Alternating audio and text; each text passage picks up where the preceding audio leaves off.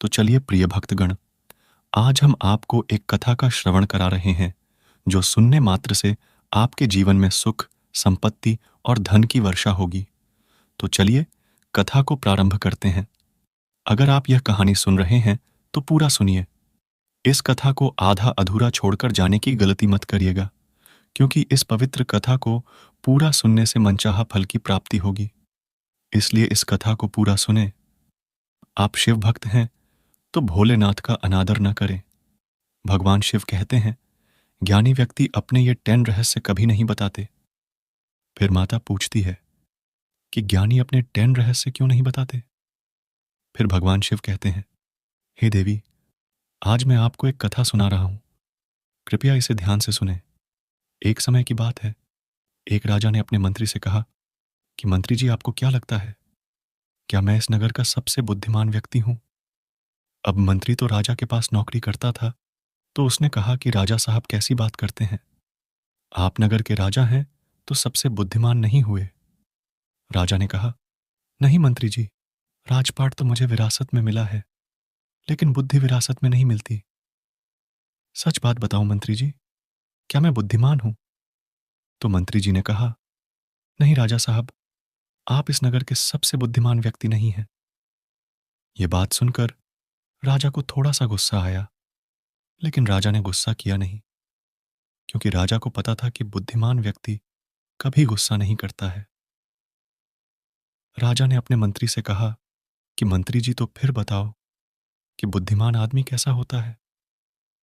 तो मंत्री ने कहा कि राजा साहब, मैं बुद्धिमान तो कोई हूं नहीं। इस नगर में बहुत सारे बुद्धिमान लोग होंगे, लेकिन हमें उनको ढूंढना पड़ेगा। तो राजा ने कहा कि ठीक है, इसमें ढूंढने की क्या जरूरत है, हम यहाँ के राजा हैं। आप नगर में ढिंढोरा पिटवा दीजिए कि जो बुद्धिमान आदमी हो वह हमारे राज्य में आ जाए, उसको राजा साहब बुला रहे हैं।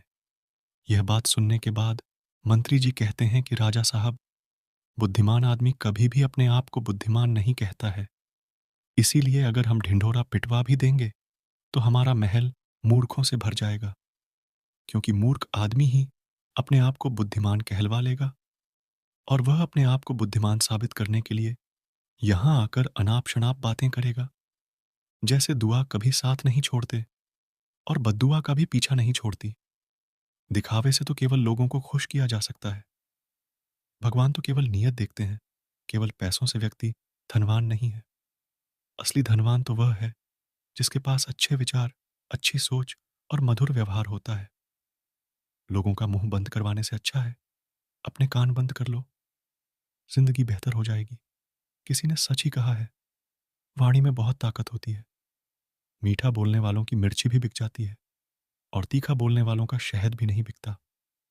मकान तो बन जाएगा सिर्फ 4 दीवारों पर, घर तो बनता है स्नेह, समझ और समझदारी से। किसी दूसरे को कष्ट देकर हासिल किए गए सुख की उम्र बहुत छोटी होती है। जीवन में खुद की बुराइयां सुनना भी बेहद जरूरी है, क्योंकि रोज तारीफ ही सुनोगे तो कभी आगे नहीं बढ़ पाओगे। अगर मुझे दर्द मिला है तो दवा भी जरूर ही मिलेगी। जो दोगे वहीं लौट कर आएगा, चाहे इज्जत हो या धोखा। धैर्य रखना, निराश मत होना, क्योंकि जिसने तुम्हें लिखा है वह ब्रह्मांड का सबसे बड़ा लेखक है।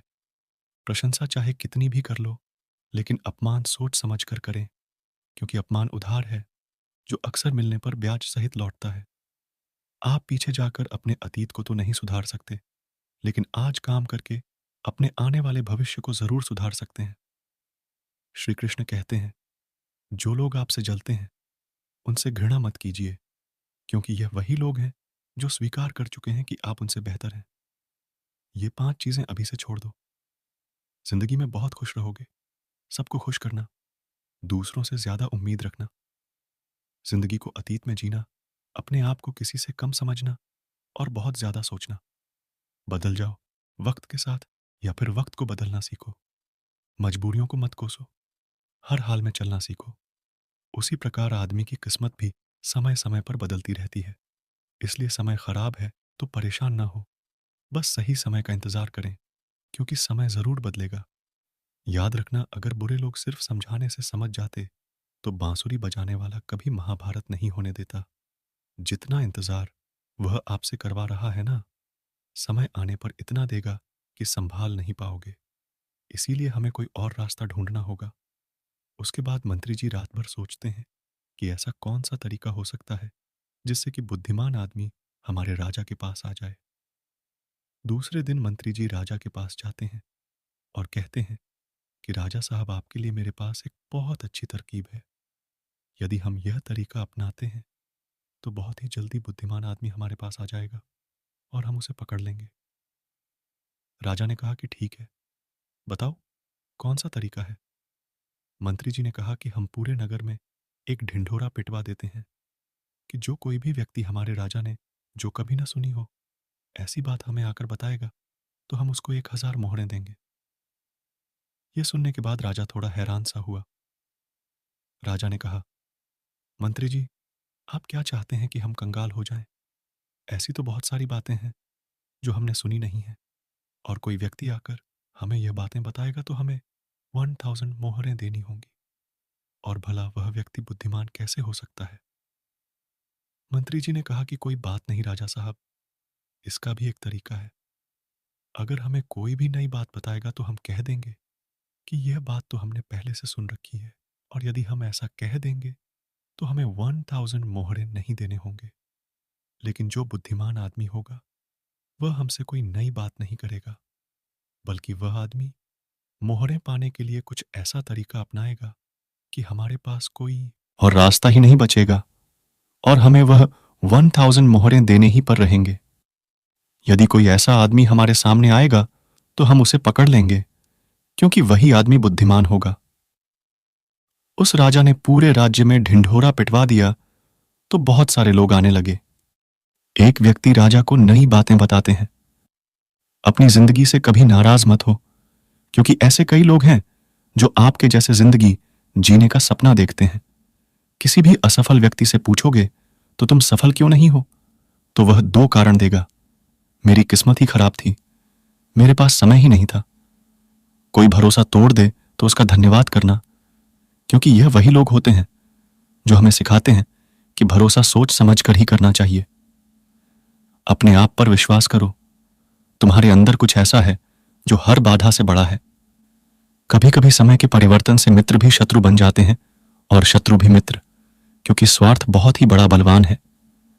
चंदन का पेड़ देश पूरे संसार में अपनी सुगंध के लिए जाना जाता है, पर यही संसार अक्सर भूल जाता है कि उस चंदन के वृक्ष पर संसार के सबसे जहरीले सांप होते हैं। इसलिए बाहर से अत्यंत मीठा बोलने वाला व्यक्ति अंदर ही अंदर शत्रु का भाव भी रख सकता है। इसीलिए सोच समझकर ही किसी पर विश्वास करें। जैसे किसी पाषाण की अगर सोना बनना हो तो उसे घिसना पड़ सकता है, तपना पड़े रिश्ता है, और आग में चलना भी बड़ी सहजता है। उसी तरह एक सफल व्यक्ति बनने के लिए आपको अत्यंत से अत्यंत कठिन परिस्थितियों से गुजरना पड़ जाता है। राजा साहब, ये नई बातें हैं। ये बात को सुनकर राजा यही कहता है कि भाई, ये बात तो मैंने सुनी हुई है। दूसरे राज्यों से भी लोग आने लगे हैं, क्योंकि 1000 मोहरें के लालच में बहुत सारे लोगों ने अलग अलग बातें बताई। कोई आदमी बहुत पुरानी बात बताता तो कोई व्यक्ति बहुत ही दूर की बातें सुनाना शुरू किया। अगर आपके जीवन से गलत व्यक्ति नहीं जाएगा तो सही व्यक्ति का आगमन नहीं होगा। कौन क्या कर रहा है, कितना कर रहा है, कैसे कर रहा है, इन सब से आप जितना दूर रहोगे उतना ही खुश रहोगे। वक्त जरूर आता है, पर सही वक्त पर ही आता है, इसलिए सब्र बनाए रखें। जो लोग आपका मुकाबला नहीं कर सकते वे लोग आपसे नफरत करने लगते हैं। मूर्ख लोगों से कभी विवाद मत करें। मूर्ख लोगों से विवाद करने पर नुकसान आपका ही होगा। ऐसे लोगों के साथ बहस होने पर आपकी कीमत ही गिर जाएगी। इसीलिए जितना हो सके उतना मूर्ख लोगों से दूर ही रहो। गुरु से ज्ञान सीखो, पिता से संघर्ष सीखो, और मां से संस्कार। बाकी जो बचा है वह दुनिया सिखा ही देगी। जहां जिसका दाना रहता है समय उसको अपने पास बुलाता है। कोई किसी के हक का नहीं खाता। केवल 2 चीजों से संसार सारे रिश्ते खो देता है, एक गलतफहमी और दूसरा इंसान का अभिमान। भीड़ हमेशा उस रास्ते पर चलती है जो रास्ता आसान लगता है, लेकिन इसका मतलब यह नहीं कि भीड़ हमेशा सही रास्ते पर चलती है। अपने रास्ते खुद चुनिए, क्योंकि आपको आपसे बेहतर और कोई नहीं जानता। मन से ज्यादा ऊंचा जगह कोई नहीं, क्योंकि वहां जो कुछ भी बोया जाएगा बरहटा जरूर है, चाहे वे विचार हो, नफरत हो या फिर प्यार। इतिहास गवाह है जिसकी बराबरी नहीं कर सकती, दुनिया उसकी बदनामी करना चालू कर देती है।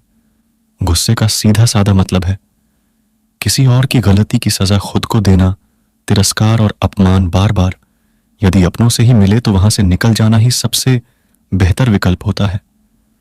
मनुष्य का जीवन केवल उसके कर्म पर चलता है। जैसे कर्म होते हैं वैसे ही उसका जीवन होता है। जो किया है वह अवश्य सामने आएगा, क्योंकि कर्म किसी के सगे नहीं होते।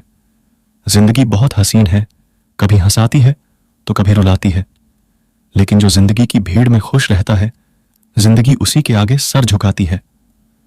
खोकर पाने का मजा ही कुछ और, रो रोकर हंसने का मजा ही कुछ और है। हारना तो जिंदगी का हिस्सा होता है, लेकिन हारने के बाद जीतने का मजा ही कुछ और है। अच्छा बनने के लिए किसी की नकल करने की जरूरत नहीं, खुद इतना अच्छा बनो कि लोग आपकी नकल करने लगें। जिंदगी एक बार मिलती है गलत है, बल्कि मौत सिर्फ एक बार मिलती है। जिंदगी तो हर रोज मिलती है, लेकिन हर बात को सुनकर राजा यही कहता कि यह बात तो मैंने पिछले साल ही सुनी है, कि यह बात तो मैंने अपने पिताजी से सुनी है। ऐसे करते करते बहुत लोग आए, और हर आदमी की बात सुनने के बाद राजा यही कहता कि यह बात तो मैंने सुन रखी है। थोड़े दिन बाद एक साधु राजा के दरबार में आता है और कहता है कि राजा साहब, क्या नई बात बताने पर आप यहां पर मोहरें बांटते हैं? राजा ने कहा, हाँ, हम कोई नई बात बताने पर उसको मोहरें देते हैं, लेकिन बात ऐसी होनी चाहिए जो हमने कभी सुनी ना हो। साधु ने कहा कि ठीक है राजा साहब, यह बात मैंने अपने दादाजी से सुनी थी। मेरे दादाजी बताया करते थे कि हमारे परदादा के पास बहुत ज्यादा धन था, और आपके परदादा जो पृथ्वी सिंह थे वह यहां के राजा थे। लेकिन एक बार ऐसा हुआ था जो शायद आपको भी पता नहीं होगा।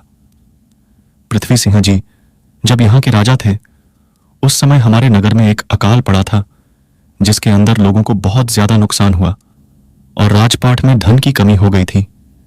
और मेरे परदादा के पास बहुत ज्यादा धन था, और आपके परदादा ने मेरे परदादा से 2000 सोने की मोहरें उधार ली थी।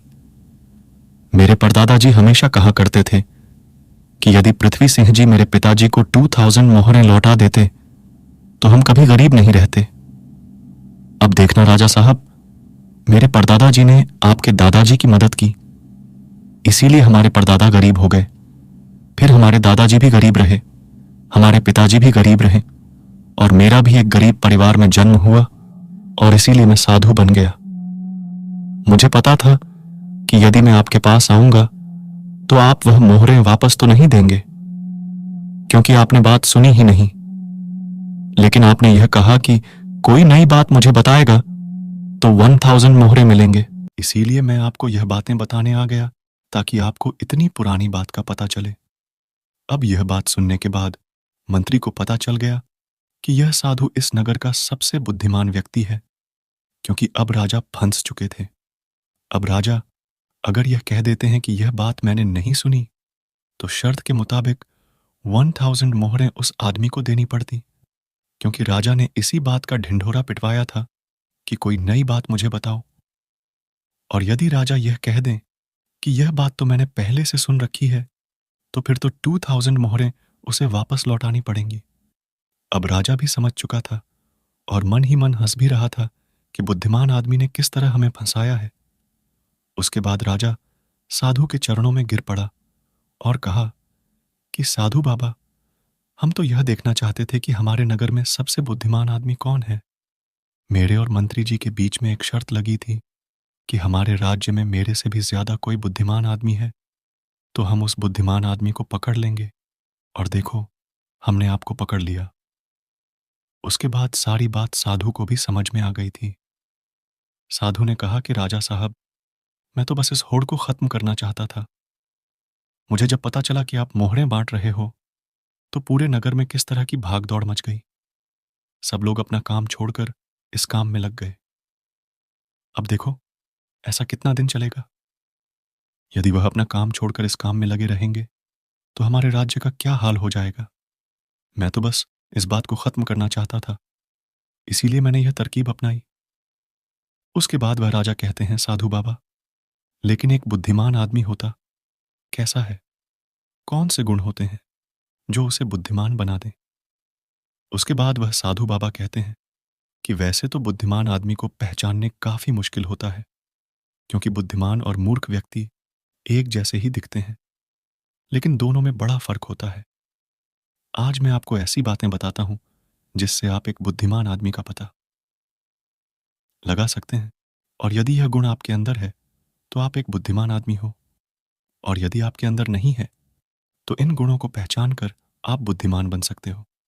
उसके बाद वह साधु बाबा कहते हैं कि बुद्धिमान आदमी का सबसे पहला गुण होता है कि वह हर काम को समय के अनुसार करता है, फालतू समय को भी उपयोग में ले लेता है, और इसके लिए उस सबसे महत्वपूर्ण कामों को सबसे पहले करता है।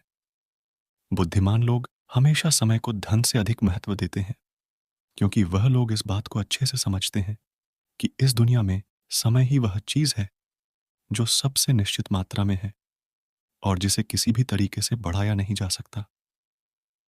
इसीलिए वह हर काम की सूची बनाते हैं और उन्हें समय पर पूरा करने का प्रयास करते हैं। बुद्धिमान लोग आलसी नहीं होते, वह अपने काम को टालते नहीं हैं। आलस्य को वह अपना सबसे बड़ा शत्रु मानते हैं। वह खुद को इन आदतों का शिकार कभी नहीं होने देते। काम को टालने की आदत है जो इंसान को कभी आगे नहीं बढ़ने देती। दूसरा गुण जो बुद्धिमान व्यक्ति की पहचान होता है वह होता है कि उसको किसी से कोई शिकायत नहीं होती। वह समझते हैं कि इंसान गलतियों का पुतला होता है, इसीलिए माफ कर देना ही इंसान का सबसे बड़ा गुण होता है। यदि बुद्धिमान आदमी के सामने कोई आदमी गलती भी कर देता है तो वह उसको सिर्फ समझाता है, ना कि उस पर गुस्सा करता है, क्योंकि उसे पता है कि इंसान से गलतियां होती रहती हैं और बुद्धिमान आदमी अपनी गलतियों से ही सीखता है। यदि वह गलती कर भी लेता है तो उसे पता होता है कि यह गलती मैं एक ही बार करूंगा, उस गलती को दोबारा से कभी दोहराऊंगा नहीं। कहते हैं कि एक बार इंसान गलती करता है, लेकिन वही गलती कोई इंसान अगर दोबारा दोहराता है तो वह इंसान नहीं, वह मूर्ख होता है। इसीलिए बुद्धिमान आदमी यदि गलती कर भी लेता है तो वह एक बार ही करेगा, उस गलती से बहुत कुछ सीख भी लेगा। तीसरा गुण बुद्धिमान आदमी के अंदर जो होता है कि वह कभी गुस्से में कोई फैसला नहीं लेता और न ही कभी ज्यादा खुशी में कोई फैसला लेता है, क्योंकि उसे पता है कि गुस्से के अंदर लिया हुआ फैसला कभी भी फायदा नहीं पहुंचाएगा, क्योंकि गुस्से में हमारा दिमाग काम करना बंद कर देता है और उसमें हमें कोई फैसला नहीं लेना चाहिए। और दूसरी बातें, खुशी में कोई फैसला नहीं लेना चाहिए, क्योंकि जब हम खुश होते हैं तो हम बहुत ज्यादा उत्तेजित होते हैं, और उस वक्त जो भी हम फैसला लेते हैं वह उत्तेजना के वश होकर लेते हैं, और उत्तेजना में लिया गया फैसला पछतावे का कारण बनता है। इसीलिए बुद्धिमान आदमी जानता है कि न तो गुस्से में कोई फैसला लेना चाहिए और न ही ज्यादा खुशी में कोई फैसला लेना चाहिए। इसीलिए जब बुद्धिमान आदमी कोई फैसला लेता है तो बैठकर शांति से, धैर्य से सोचता है कि इसका क्या परिणाम होगा। उन दोनों परिणामों को अच्छी तरह से देखता है, सही को भी देखता है और गलत को भी देखता है।